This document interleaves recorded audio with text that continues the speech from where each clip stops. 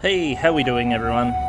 Just giving you a little bit of a sneak peek of what we've got for you for Rubberly Workshop Episode 8.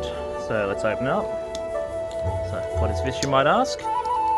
It is a latex furoshiki. What is a latex furoshiki? Well, it's that bit of fabric that all the riggers keep their ropes in, and they look fabulous. But we wanted a way to show off our love for latex at the same time.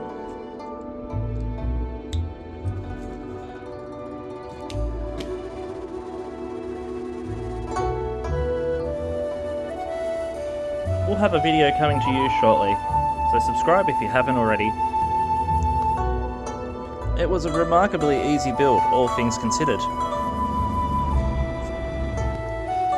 But don't worry, we'll show you how it was all made from start to finish in our next episode, so stay tuned. Stay rubbery.